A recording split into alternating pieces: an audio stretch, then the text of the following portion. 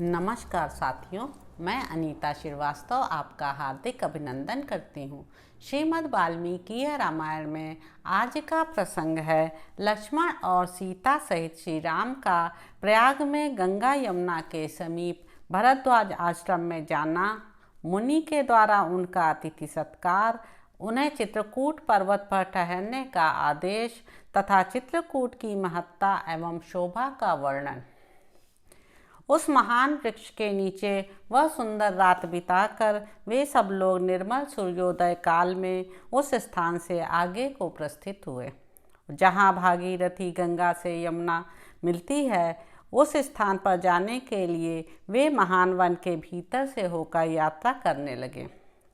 वे तीनों यशस्वी यात्री मार्ग में जहाँ तहाँ जो पहले कभी देखने में नहीं आए थे, ऐसे अनेक प्रकार के भूभाग तथा मनोहर प्रदेश देखते हुए आगे बढ़ रहे थे।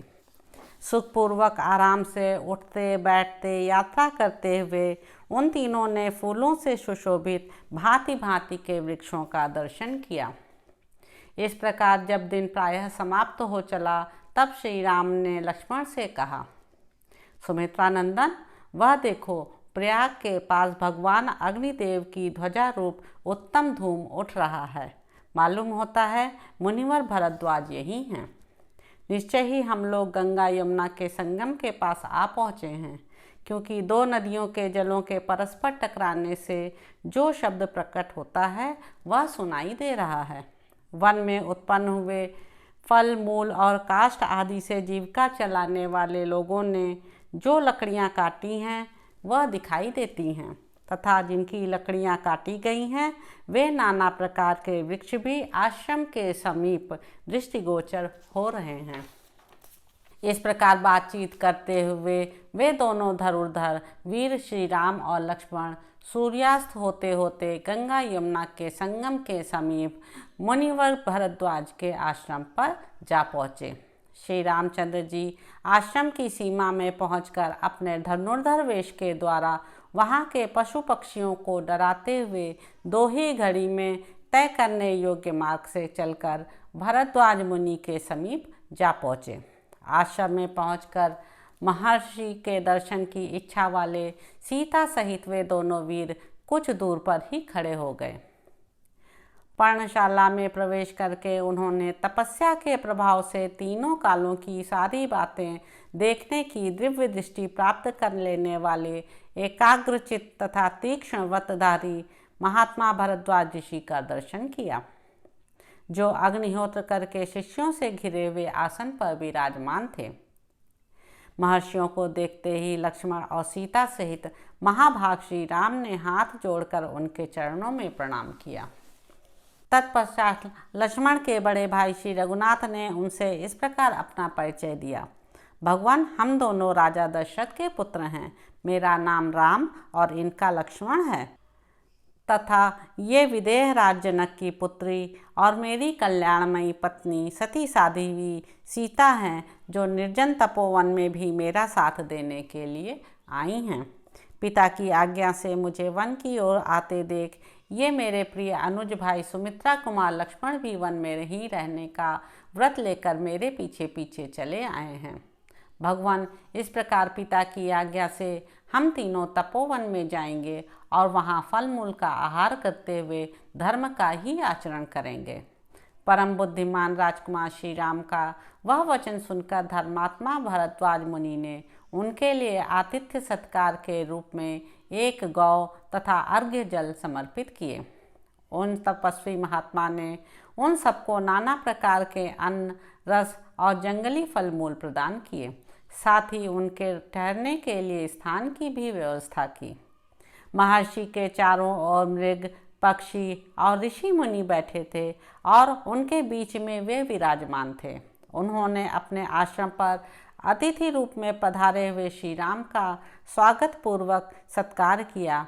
उनके उस सत्कार को ग्रहण करके श्री रामचंद्र जी जब आसन पर विराजमान हुए, तब भरद्वाज जी ने उनसे यह धर्मयुक्त वचन कहा, ककुस्थ कुलभूषण श्री राम, मैं इस आश्रम पर दीर्घकाल से तुम्हारे शुभागमन की प्रतीक्षा कर रहा हूँ।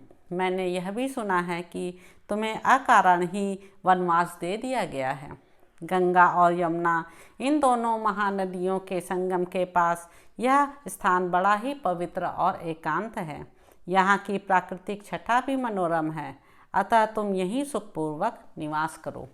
भरद्वाज मुनि के ऐसा कहने पर समस्त प्राणियों के हित में तत्पर रहने वाले रघुकुल नंदन श्री राम ने इस शुभ वचनों के द्वारा उन्हें उत्तर दिया। भगवान, मेरे नगर और जनपद के लोग यहाँ से बहुत निकट पड़ते हैं, अतः मैं समझता हूँ कि यहाँ मुझसे मिलना सुगम समझकर लोग इस आश्रम पर मुझे और सीता को देखने के लिए प्रायः आते जाते रहेंगे। इस कारण यहाँ निवास करना मुझे ठीक नहीं जान पड़ता है। भगवान, किसी एकांत प्रदेश में आश्रम के योग्य उत्तम स्थान देखिए, जहाँ सुख भोगने के योग्य विदेह राजकुमारी जानकी प्रसन्नतापूर्वक रह सकें। श्री रामचंद्र जी का यह शुभ वचन सुनकर महामुनि भरद्वाज ने उन्हें उक्त उद्देश्य की सिद्धि का बोध कराने वाली बात कही। तात, यहाँ से 10 कोस की दूरी पर एक सुंदर और महर्षियों द्वारा सेवित परम पवित्र पर्वत है, जिस पर तुम्हें निवास करना होगा। उस पर बहुत से लंगूर विचरते रहते हैं, वहाँ वानर और ऋक्ष भी निवास करते हैं। वह पर्वत चित्रकूट नाम से विख्यात है और गंधमादन के समान मनोहर है। जब मनुष्य चित्रकूट के शिखरों का दर्शन कर लेता है, तब कल्याणकारी पुण्य कर्मों का फल पा लेता है और कभी पाप में मन नहीं लगाता है। वहाँ बहुत से ऋषि, जिनके सिर के बाल वृद्धावस्था के कारण खोपड़ी की भांति सफ़ेद हो गए थे, तपस्या द्वारा सैकड़ों वर्षों तक क्रीड़ा करके स्वर्ग लोक को चले गए हैं। उसी पर्वत को मैं तुम्हारे लिए एकांतवास के योग्य और सुखद मानता हूँ। अथवा श्री राम, तुम वनवास के उद्देश्य से मेरे साथ इस आश्रम पर ही रहो। ऐसा कहकर भरद्वाज जी ने पत्नी और भ्राता सहित प्रिय अतिथि श्री राम का हर्ष बढ़ाते हुए सब प्रकार की मनोवांछित वस्तुओं द्वारा उन सबका आतिथ्य सत्कार किया। प्रयाग में श्री रामचंद्र जी महर्षि के पास बैठकर विचित्र बातें करते रहे। इतने में ही पुण्यमयी रात्रि का आगमन हुआ। वे सुख भोगने योग्य होने पर भी परिश्रम से बहुत थक गए थे, इसलिए भरद्वाज मुनि के उस मनोहर आश्रम में श्री राम ने लक्ष्मण और सीता के साथ सुखपूर्वक वह रात्रि व्यतीत की। तदंतर जब रात बीती और प्रातः काल हुआ, तब पुरुष श्री राम प्रज्वलित तेज वाले भरद्वाज मुनि के पास गए और बोले, भगवान, आप स्वभावतः सत्य बोलने वाले हैं। आज हम लोगों ने आपके आश्रम में बड़े आराम से रात बिताई है। अब आप हमें आगे के गंतव्य स्थान पर जाने के लिए आज्ञा प्रदान करें। रात बीतने और सवेरा होने पर श्री राम के इस प्रकार पूछने पर भरद्वाज जी ने कहा, महाबली श्री राम, तुम मधुर फल मूल से संपन्न चित्रकूट पर्वत पर जाओ। मैं उसी को तुम्हारे लिए उपयुक्त निवास स्थान मानता हूँ।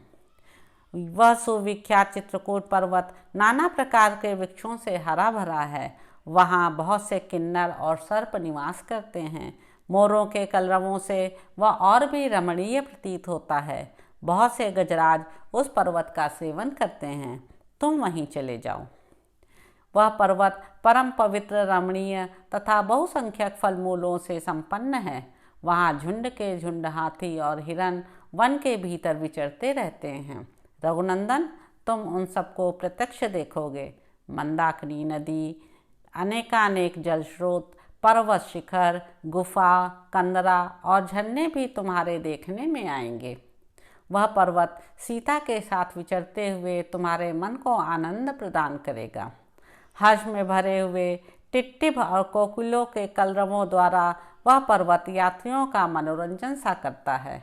वह परम सुखद एवं कल्याणकारी है। मदमत्त मृगों और बहुसंख्यक मत वाले हाथियों ने उसकी रमणीयता को और बढ़ा दिया है। तुम उसी पर्वत पर जाकर डेरा डालो और उसमें निवास करो। तो इस प्रकार साथियों, अयोध्या कांड में निहित 54वां सर्ग यहाँ पर समाप्त होता है। आशा है आपको यह अच्छा लग रहा होगा। मेरे चैनल संवाद विद अनीता को लाइक करें, शेयर करें, सब्सक्राइब करें। धन्यवाद साथियों।